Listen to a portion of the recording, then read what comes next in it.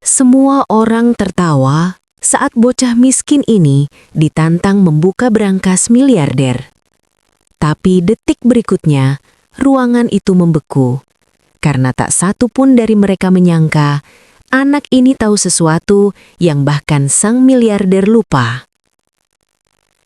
Di sebuah ruangan mewah, dipenuhi tawa meremehkan dan tatapan penuh hinaan, seorang bocah miskin berpakaiannya lusuh berdiri di hadapan seorang miliarder arogan. Dengan senyum mengejek, sang miliarder berkata lantang, "Kalau kau bisa membuka brankas itu, aku beri kau 1 miliar. Semua orang tertawa. Bagi mereka, ini hanya hiburan, menghina anak kecil yang tak punya apa-apa. Namun tak ada yang tahu bahwa bocah ini bukan anak biasa, dan bahwa takdir sering bekerja lewat orang yang paling diremehkan. Sebelum kisah mengejutkan ini berlanjut, pastikan kamu subscribe, like, dan bagikan video ini.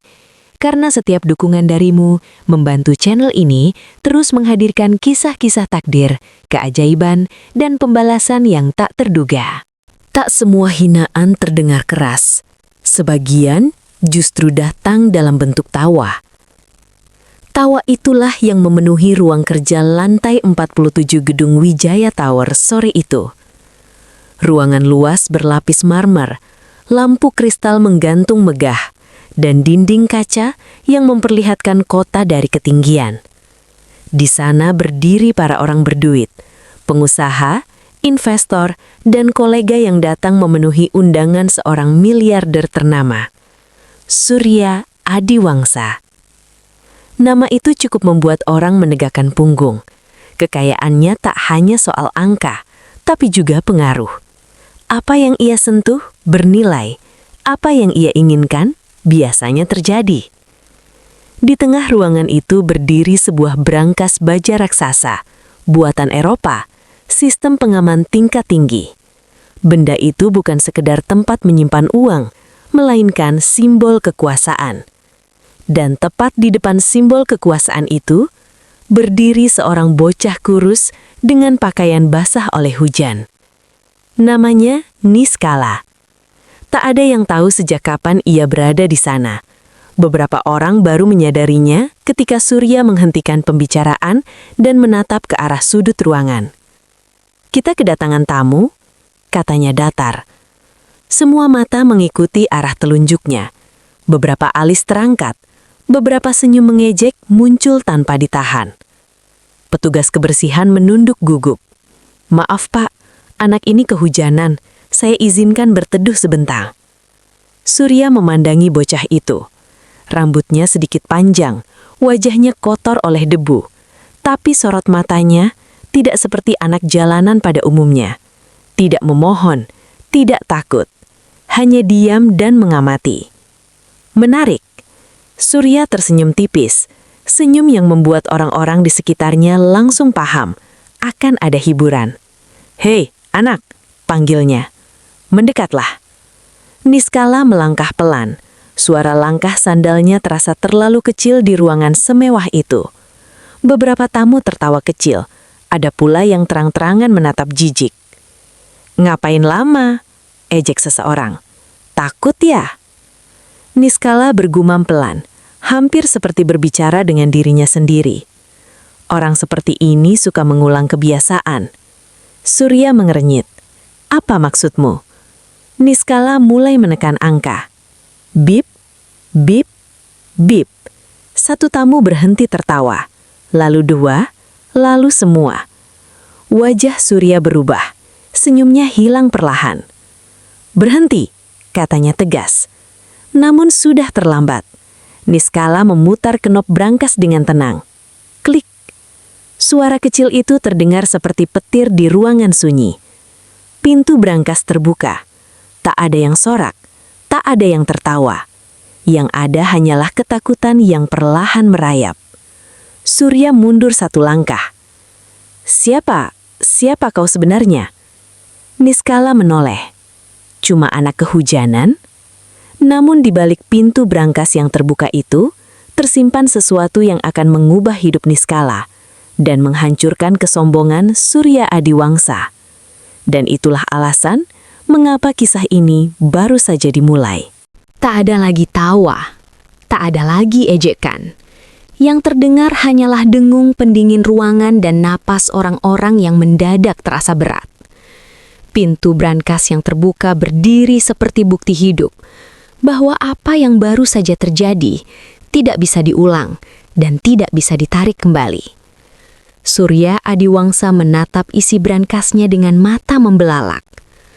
Dokumen, flash disk, dan sebuah map hitam tanpa label. Bukan uang. Beberapa tamu mulai berbisik. Bukannya isinya uang. Kenapa cuma berkas? Apa itu? Surya segera melangkah maju dan menutup pintu brankas dengan kasar. Bam! Suara itu membuat semua orang tersentak. Cukup, bentaknya. Ini hanya kebetulan. Namun tak satu pun yang percaya. Matanya beralih ke bocah di depannya. Niskala berdiri tenang, tak menunjukkan wajah puas atau gembira. Tidak seperti orang yang baru saja memenangkan 1 miliar rupiah. Justru Surya yang terlihat gelisah. Kau, siapa yang mengajarkanmu? Tanya Surya pelan, tapi penuh tekanan. Niskala mengangkat bahu. Orang yang dulu sering dibayar murah, tapi disalahkan kalau terjadi masalah. Beberapa tamu saling pandang. Kalimat itu terdengar sederhana, namun ada sindiran tajam di dalamnya. Surya menarik napas panjang, lalu tertawa kecil. Tantangan selesai. Anak ini beruntung, tapi permainan tetap permainan. Ia menoleh ke asistennya. Antar anak ini keluar, beri dia uang ganti transport. Ruangan langsung riuh. Sebentar, bukannya tadi 1 miliar? Pak Surya sudah janji. Surya tersenyum dingin. Kalian kira aku serius? Tatapan Niskala mengeras. Om bilang, kalau aku bisa membuka brankas itu, aku dapat 1 miliar. Surya mendekat, suaranya diturunkan. Dengar nak, dunia orang dewasa tidak sesederhana itu. Niskala menatap lurus ke matanya. Dunia orang dewasa, katanya, ternyata suka menertawakan janji sendiri. Kalimat itu seperti tamparan. Beberapa tamu menunduk, yang lain pura-pura sibuk dengan ponselnya. Tak satu pun berani membela bocah itu secara terang-terangan. Nama Surya terlalu besar untuk ditentang. Asisten Surya mencoba menarik tangan Niskala. Ayo dek. Namun Niskala menepis pelan. Saya belum selesai. Surya tertawa singkat. Belum selesai apa? Niskala menunjuk brankas. Tadi Om tidak bilang brankas itu milik siapa? Surya terdiam sepersekian detik. Itu milikku. Bukan, jawab Niskala. Kata itu membuat ruangan membeku. Surya menyipitkan mata. Kau bercanda? Niskala menggeleng. Brankas itu milik orang yang sandinya masih sama sejak 7 tahun lalu. Orang yang menyimpan dokumen, bukan uang.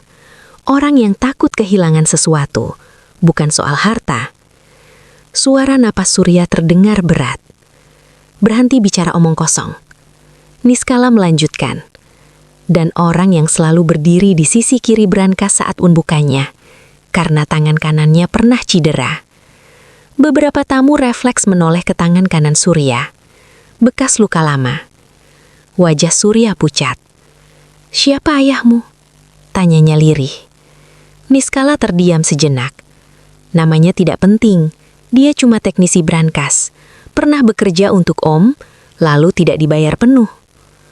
Kata-kata itu menghantam lebih keras dari teriakan. Ingatan Surya melesat ke masa lalu. Seorang teknisi yang terlalu banyak bertanya, terlalu teliti, dan akhirnya dipecat tanpa bayaran karena kesalahan kecil. Dia mati. Lanjut Niskala datar. Bukan karena kecelakaan, tapi karena kelelahan mengejar keadilan. Ruangan terasa semakin sempit. Surya menoleh ke semua tamunya. Kalian boleh pulang. Sekarang. Sekarang. Satu persatu orang pergi. Tak ada yang berani menoleh ke belakang. Mereka tahu Mereka baru saja melihat sesuatu yang tidak seharusnya mereka lihat. Pintu tertutup, tinggal Surya, Niskala, dan 2 asistennya. "Berapa yang kau mau?" tanya Surya akhirnya. "1 miliar, jawab Niskala. Surya tertawa kering. "Anak seperti kau, uang sebanyak itu hanya akan menghancurkanmu."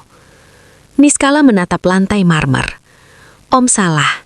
Yang menghancurkan orang bukan uang, tapi keserakahan." Surya menghela napas. "Aku bisa memberimu 10 juta. Pergi, lupakan semua ini." Niskala menggeleng. "Saya tidak datang untuk meminta." "Lalu?" "Saya datang," ucapnya pelan, "untuk mengingatkan Om bahwa tidak semua yang diremehkan itu bodoh." Surya berdiri, wajahnya mengeras. "Kau pikir kau menang?" Niskala melangkah mundur. "Saya tidak perlu menang. Om yang akan kalah, perlahan." Sebelum keluar, Niskala berhenti di pintu. "Oh iya," katanya tanpa menoleh. "Flash disk di dalam map hitam itu, sebaiknya jangan sampai jatuh ke tangan orang lain." Pintu tertutup. Surya berdiri terpaku. Tangannya gemetar saat membuka kembali brankas dan menatap map hitam itu. Di dalamnya tersimpan rahasia, yang jika terbongkar, bukan hanya 1 miliar yang hilang, tapi seluruh hidupnya. Dan di luar gedung mewah itu, seorang bocah miskin berjalan menembus hujan, membawa pengetahuan yang lebih berharga dari uang.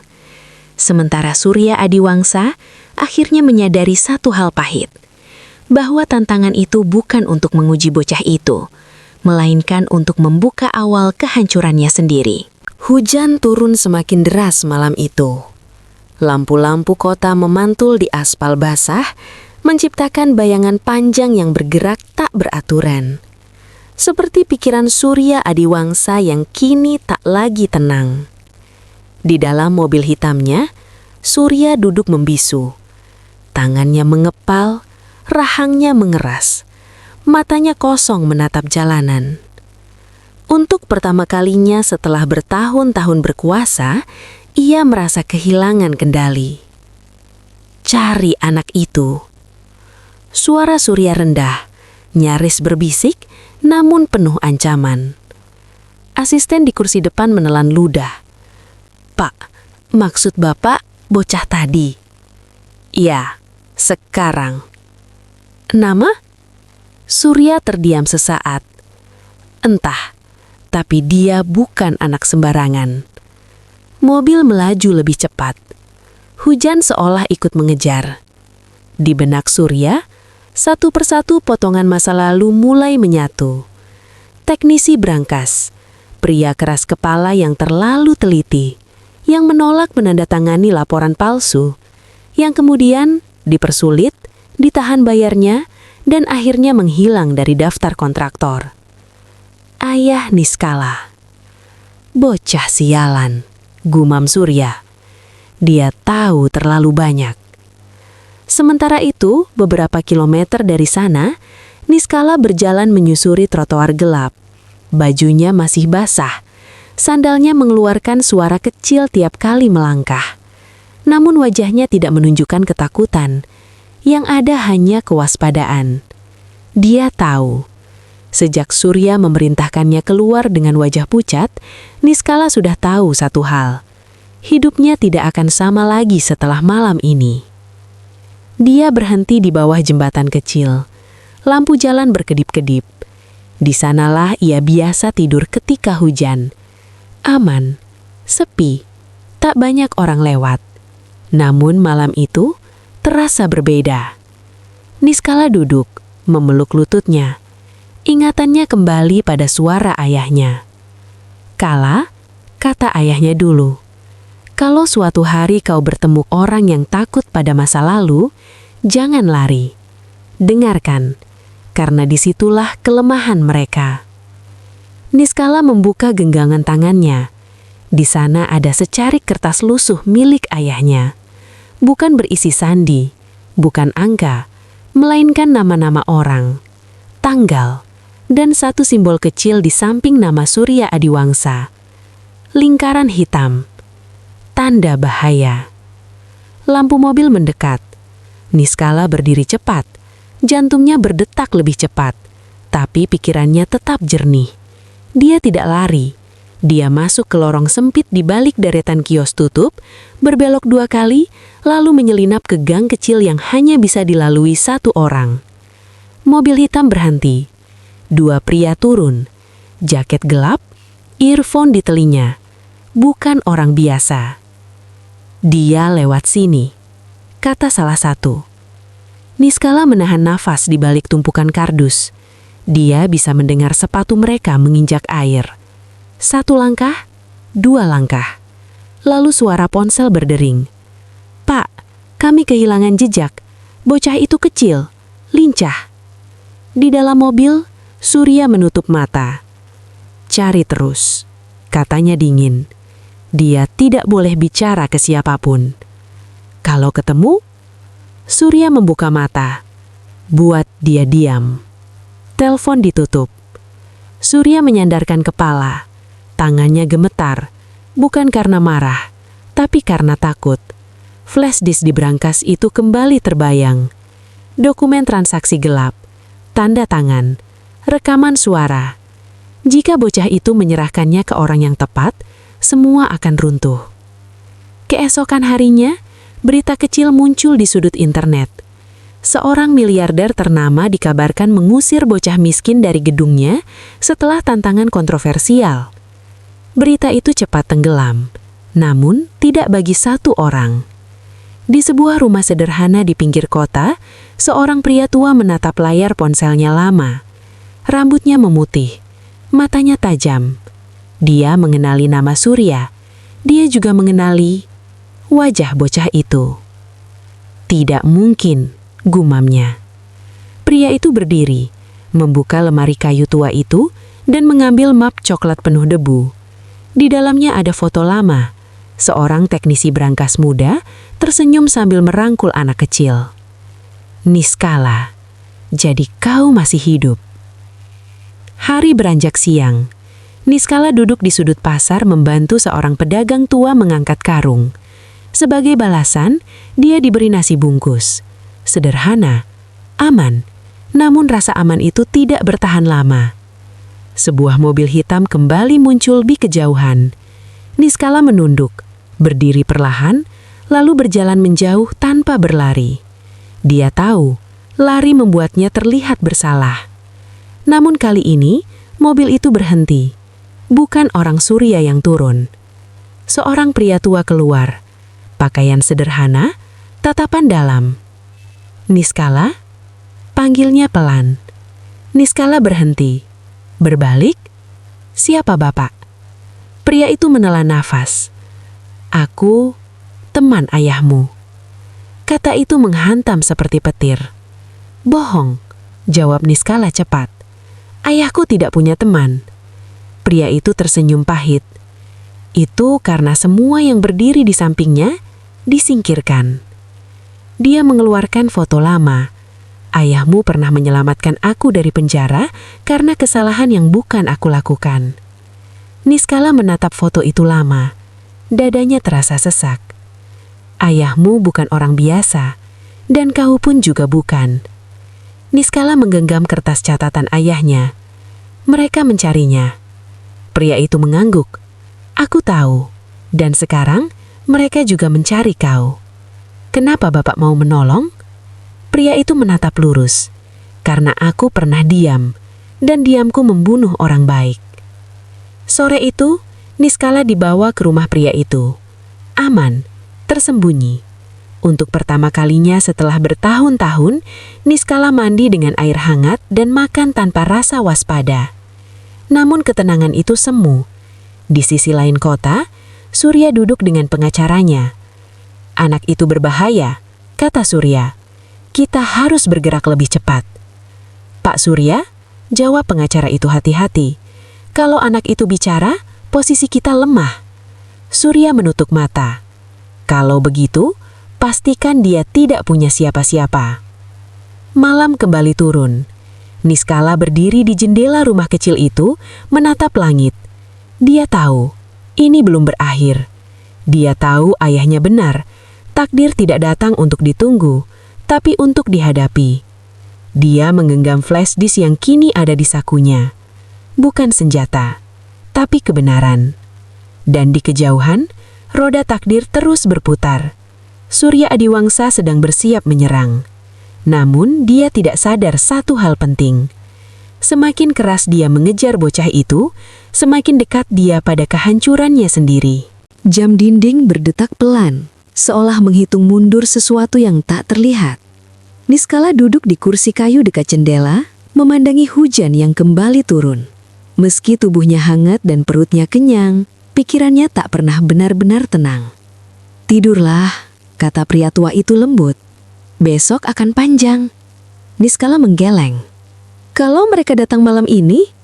Pria itu tersenyum tipis, senyum orang yang sudah terlalu sering berhadapan dengan bahaya. "Mereka tidak akan gegabah. Orang seperti Surya lebih suka merencanakan kehancuran." Nama itu kembali membuat dada Niskala terasa sesak. "Bapak belum bilang nama Bapak," ucap Niskala. Pria tua itu terdiam sejenak. "Namaku Wicaksana. Dulu aku auditor internal. Sebelum semua berubah." Niskala menoleh cepat. "Auditor?" Wicaksana mengangguk. "Dan ayahmu adalah saksi terpenting yang pernah kumiliki." Kalimat itu menggantung di udara. Wicaksana berjalan ke lemari besi kecil di sudut ruangan. Ia membuka kuncinya, mengeluarkan beberapa map tebal yang warnanya sudah pudar dimakan waktu. "Ini," katanya sambil meletakkan map-map itu di meja. "Alasan kenapa ayahmu mati miskin. Dan Surya hidup sebagai miliarder." Tangan Niskala bergetar saat membuka map pertama. Laporan proyek. Angka-angka yang dicoret. Tanda tangan palsu. Surya membangun kerajaannya dari proyek-proyek pengamanan dan penyimpanan aset. Brankas, sistem vault, penyimpanan data. Tapi semua itu hanya kedok. Ia menunjuk satu halaman. Di balik itu ada pencucian uang, penghilangan aset, dan pemerasan. Niskala menelan ludah. "Ayah tahu." "Bukan cuma tahu," jawab Wicaksana pelan. "Ayahmu lah yang pertama kali menemukan kejanggalan." Ingatan Niskala melayang ke malam-malam saat ayahnya pulang dengan wajah lelah. Tangan kotor oleh besi, namun mata penuh kegelisahan. "Dia bilang padaku, kalau brankas Surya bukan untuk menyimpan uang, tapi untuk menyimpan rahasia." Niskala terdiam lama. "Lalu kenapa ayah tetap bekerja?"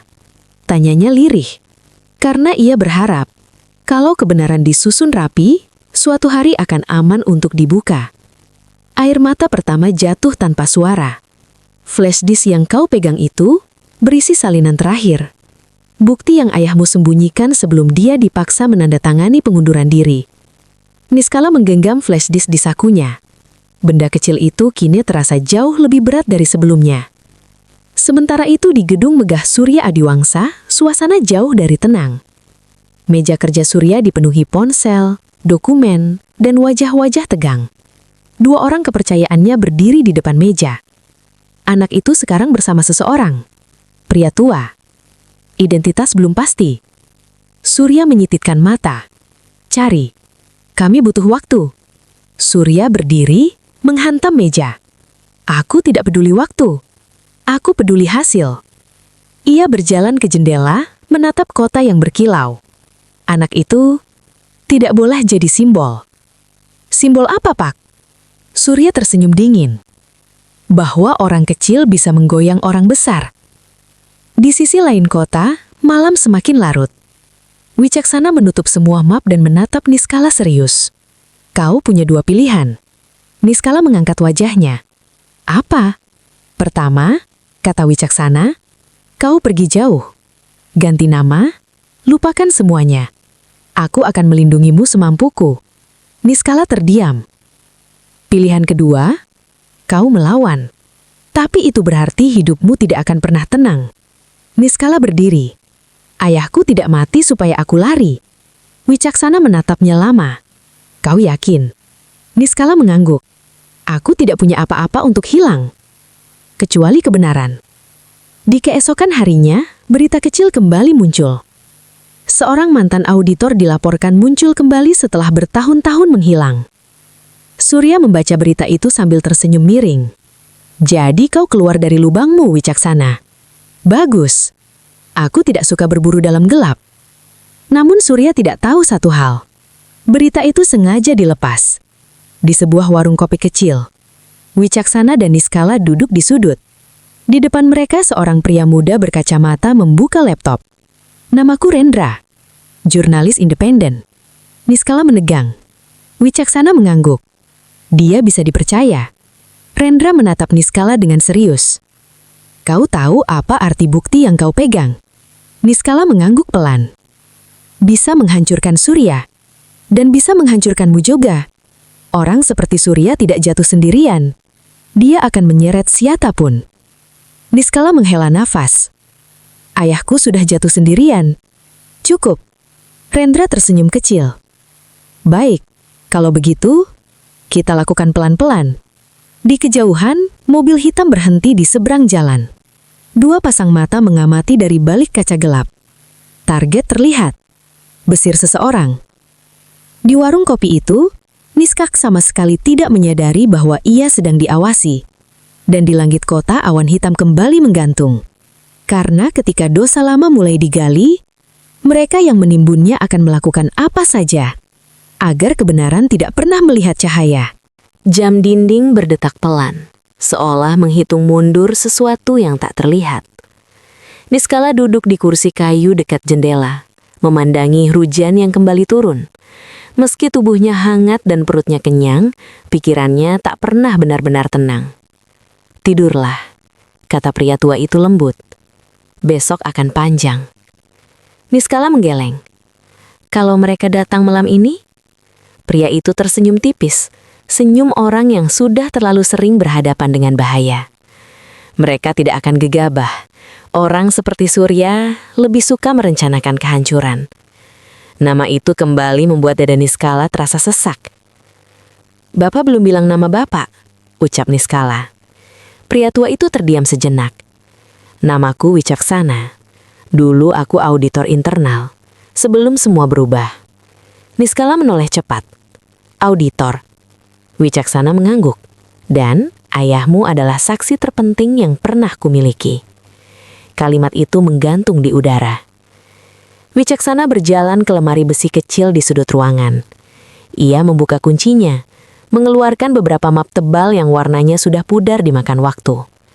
Ini, katanya sambil meletakkan map-map itu di meja. Alasan kenapa ayahmu mati miskin dan Surya hidup sebagai miliarder. Tangan Niskala bergetar saat membuka map pertama. Laporan proyek. Angka-angka yang dicoret. Tanda tangan palsu. Surya membangun kerajaannya dari proyek-proyek pengamanan dan penyimpanan aset. Brankas, sistem vault, penyimpanan data. Tapi semua itu hanya kedok. Ia menunjuk satu halaman. Di balik itu ada pencucian uang, penghilangan aset, dan pemerasan. Niskala menelan ludah. Ayah tahu. Bukan cuma tahu, jawab Wicaksana telan. Ayahmu yang pertama kali menemukan kejanggalan. Ingatan Niskala melayang ke malam-malam saat ayahnya pulang dengan wajah lelah. Tangan kotor oleh besi, namun mata penuh kegelisahan. Dia bilang padaku, lanjut Wicaksana, kalau brankas Surya bukan untuk menyimpan uang, tapi untuk menyimpan rahasia. Niskala terdiam lama. Lalu kenapa ayah tetap bekerja? Tanyanya lirih. Karena ia berharap kalau kebenaran disusun rapi, suatu hari akan aman untuk dibuka. Air mata pertama jatuh tanpa suara. Flash disk yang kau pegang itu, lanjut Wicaksana, berisi salinan terakhir, bukti yang ayahmu sembunyikan sebelum dia dipaksa menandatangani pengunduran diri. Niskala menggenggam flash disk di sakunya. Benda kecil itu kini terasa jauh lebih berat dari sebelumnya. Sementara itu di gedung megah Surya Adiwangsa, suasana jauh dari tenang. Meja kerja Surya terpenuhi ponsel, dokumen, dan wajah-wajah tegang. Dua orang kepercayaannya berdiri di depan meja. Anak itu sekarang bersama seseorang. Pria, tua, identitas belum pasti. Surya menyipit mata. Cari. Kami butuh waktu. Surya berdiri, menghantam meja. Aku tidak peduli waktu, aku peduli hasil. Ia berjalan ke jendela, menatap kota yang berkilau. Anak itu tidak boleh jadi simbol. Simbol apa, Pak? Surya tersenyum dingin, bahwa orang kecil bisa menggoyangkan orang besar. Di sisi lain kota, malam semakin larut. Wicaksana menutup semua map dan menatap Niskala serius. Kau punya dua pilihan. Niskala mengangkat wajahnya. Apa? Pertama, kata Wicaksana, kau pergi jauh, ganti nama, lupakan semuanya. Aku akan melindungimu semampuku. Niskala terdiam. Pilihan kedua, lanjutnya, kau melawan, tapi itu berarti hidupmu tidak akan pernah tenang. Niskala berdiri. Ayahku tidak mati supaya aku lari. Wicaksana menatapnya lama. Kau yakin? Niskala mengangguk. Aku tidak punya apa-apa untuk hilang, kecuali kebenaran. Keesokan harinya, berita kecil kembali muncul. Seorang mantan auditor dilaporkan muncul kembali setelah bertahun-tahun menghilang. Surya membaca berita itu sambil tersenyum miring. Jadi kau keluar dari lubangmu, Wicaksana. Bagus, aku tidak suka berburu dalam gelap. Namun Surya tidak tahu satu hal. Berita itu sengaja dilepas. Di sebuah warung kopi kecil, Wicaksana dan Niskala duduk di sudut. Di depan mereka, seorang pria muda berkacamata membuka laptop. Namaku Rendra, katanya. Jurnalis independen. Niskala tegang. Wicaksana mengangguk. Dia bisa dipercaya. Rendra menatap Niskala dengan serius. Kau tahu apa arti bukti yang kau pegang? Niskala menjawab pelan. Bisa menghancurkan Surya. Dan bisa menghancurkan kau juga. Orang seperti Surya tidak jatuh sendirian. Dia akan menyeret siapapun. Niskala menghela nafas. Ayahku sudah jatuh sendirian, cukup. Rendra tersenyum kecil. Baik, kalau begitu, kita lakukan pelan-pelan. Di kejauhan, mobil hitam berhenti di seberang jalan. Dua pasang mata mengamati dari balik kaca gelap. Target terlihat, bisik seseorang. Di warung kopi itu, Niskala sama sekali tidak menyadari bahwa ia sedang diawasi. Dan di langit kota, awan hitam kembali menggantung. Karena ketika dosa lama mulai digali, mereka yang menimbunnya akan melakukan apa saja agar kebenaran tidak pernah melihat cahaya. Pagi itu, kota terbangun dengan satu kabar kecil yang terasa ganjil. Bukan berita utama, bukan pula headline besar. Hanya sebuah unggahan pendek di media sosial seorang jurnalis independen, Rendra. Seorang anak jalanan membuka brankas miliarder. Yang ditemukan bukan uang, tapi rahasia. Tak ada nama, tak ada tuduhan langsung. Namun satu kalimat itu cukup untuk membuat sebagian orang berhenti menggulir layar. Di sebuah kafe kecil, Niskala duduk memandangi ponsel tua. Jari-jarinya gemetar, bukan karena takut, melainkan karena sadar bahwa roda sudah mulai bergerak. Kita baru lempar umpan, kata Rendra di seberang meja. Sekarang, kita lihat siapa yang menggigit. Niskala menelan ludah. Pak Wicaksana? Rendra terdiam sesaat. Masih ditahan. Kata itu terasa seperti beban di dada. Kita tidak bisa diam, kata Niskala. Ayahku juga diam dan mati. Rendra menatapnya lama. Kau siap? Niskala mengangguk. Aku sudah siap sejak mereka menertawakanku.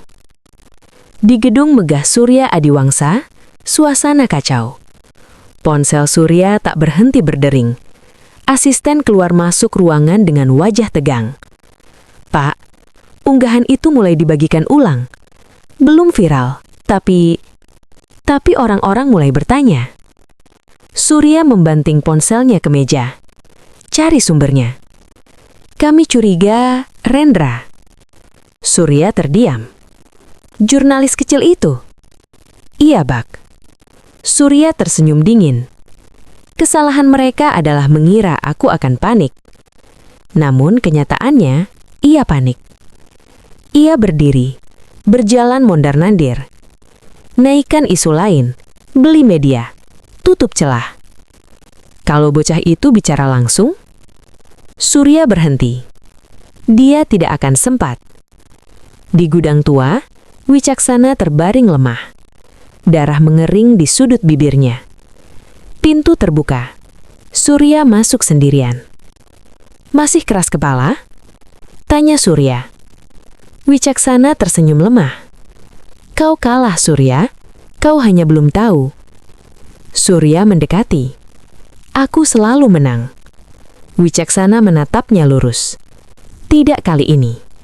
Karena bocah itu tidak seperti kita." Surya menamparnya keras. "Diam." Namun kata-kata itu sudah tertanam. Sementara itu, di tempat persembunyian lain, Niskala duduk di depan kamera kecil. Rendra mengatur sudut, memastikan wajah bocah itu terlihat jelas. Bukan memelas, bukan marah, tapi tenang. "Tidak usah sebut nama. Ceritakan saja apa yang kau lihat." Lampu menyala. Niskala menarik nafas. "Aku berdiri di depan brankas itu," katanya pelan. Dan semua orang tertawa. Mereka bilang itu lelucon. Ia berhenti sejenak. "Tapi yang lucu bukan aku. Yang lucu adalah mereka pikir brankas itu hanya berisi uang." Matanya menatap kamera. "Di dalamnya ada bukti. Dan aku membukanya bukan karena pintar, tapi karena ayahku mengajarkanku untuk tidak takut pada kebenaran." Video itu tidak panjang, tidak dramatis, tidak berteriak. Namun 1 jam kemudian, dibagikan ratusan kali. 2 jam kemudian, ribuan. Nama Surya mulai muncul di kolom komentar. Di gedungnya, Surya menatap layar dengan wajah membatu. "Tarik video itu," perintahnya. "Kami coba, Pak. Tapi sudah diarsipkan." Surya memejamkan mata. Untuk pertama kalinya, ia terlambat. Telepon masuk. Nomor tak dikenal. "Pak Surya?" Suara di seberang tenang. "Kami dari Lembaga Anti Korupsi. Kami ingin bertemu." "Tentang apa?" "Beberapa dokumen lama dan 1 flash disk." Telepon terputus. Surya duduk perlahan. Di luar, kamera wartawan mulai berkumpul di depan gedungnya. Di layar televisi, berita singkat muncul. Seorang anak jalanan mengaku membuka brankas miliarder dan menemukan dokumen mencurigakan.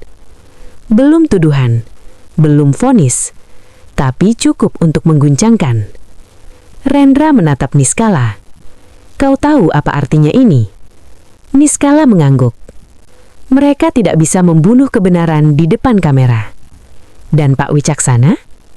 "Kita bawa terang," jawab Niskala tegas. "Biar mereka tidak berani menyentuhnya." Malam turun lagi. Surya berdiri di jendela, menatap kerumunan wartawan. Untuk pertama kalinya, gedung itu terasa seperti penjara kaca. Ia berbisik sendiri. Ini belum selesai. Dan memang belum. Karena di balik sorotan kamera, masih ada 1 langkah terakhir yang akan menentukan segalanya. Apakah kebenaran akan bertahan, atau justru mengorbankan orang-orang yang membawanya ke cahaya? Malam itu, kota tidak benar-benar tidur. Sirena bersahutan di kejauhan. Kamera-kamera wartawan masih berjaga di depan gedung Surya Adiwangsa. Media sosial dipenuhi potongan video, spekulasi, dan 1 pertanyaan yang terus berulang. Siapa bocah itu? Dan apa yang sebenarnya disembunyikan sang miliarder? Di sebuah ruangan sempit yang hanya diterangi lampu neon, Niskala duduk diam. Tangannya dingin, dadanya naik turun tak beraturan. Di depannya, Rendra dan 2 orang lain yang belum pernah ia lihat berdiskusi pelan. "Mereka memindahkan Wicaksana," kata salah satu pria. "Gudang lama sudah terlalu beresiko." "Kemana?" tanya Rendra. "Pelabuhan Timur, subuh." Niskala berdiri spontan. "Kalau sampai ke sana, dia bisa hilang." Rendra menatapnya serius. "Kau sadar apa yang kau minta?" Niskala mengangguk. "Kalau kita diam, kita sama saja seperti mereka." Kalimat itu membuat ruangan hening.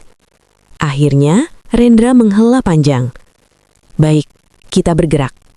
Di sisi lain kota, Surya Adiwangsa duduk di dalam mobil tanpa pengawal.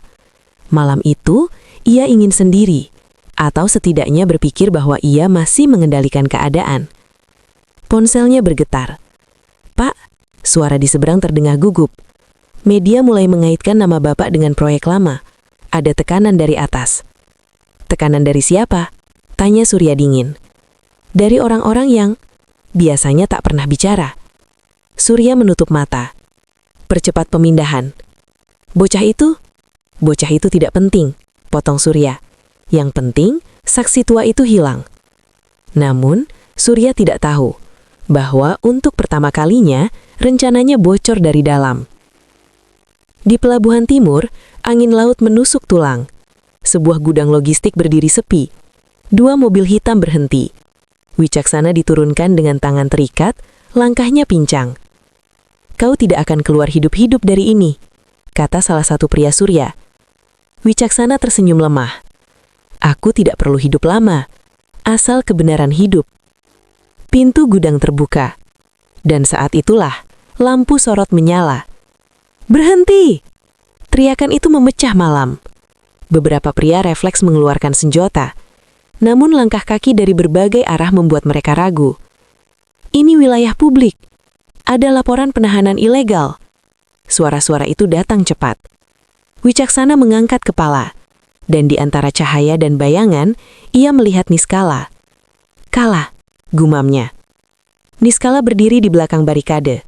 Tubuhnya kecil, tapi tegak. Aku bilang, aku tidak akan lari. Situasi kacau. Beberapa pria Surya mencoba kabur. Yang lain ragu menembak. Terlalu banyak saksi, terlalu banyak kamera. Dalam hitungan menit, gudang itu dikepung. Di gedungnya, Surya menerima kabar itu seperti pukulan telak. Apa maksudmu gagal? Bentaknya. Pak, ada media, ada aparat. Kami... Surya memutus sambungan. Tangannya gemetar. Kali ini bukan amarah. Takut. Di pelabuhan, Wicaksana dibebaskan. Ia hampir jatuh, namun Niskala menopangnya. Kau bodoh, bisik Wicaksana lirih. Kau bisa mati. Niskala tersenyum tipis. Ayahku mati karena sendirian. Aku tidak mau begitu. Kamera-kamera merekam segalanya. Keesokan paginya, berita itu meledak. Mantan auditor diselamatkan dari penahanan ilegal. Diduga terkait skandal penyimpanan dokumen rahasia. Nama Surya Adiwangsa kini tak lagi samar. Telepon-telepon berdatangan. Investor mundur. Rekan lama menghilang. Surya berdiri di ruang kerjanya yang megah. Kini terasa kosong. Ia menatap brankas itu lama. Benda yang dulu memberinya rasa aman, kini terasa seperti peti mati. Semua ini karena anak kecil, gumamnya. Pintu terbuka. Pengacaranya masuk dengan wajah pucat. Pak Surya, kita harus bersiap. Mereka akan datang. Surya duduk perlahan. Berapa lama? Mungkin hari ini. Surya tertawa pelan. Cepat juga. Di tempat aman, Niskala duduk di samping Wicaksana. Pria tua itu kini dirawat. Wajahnya masih lebam, tapi matanya jernih.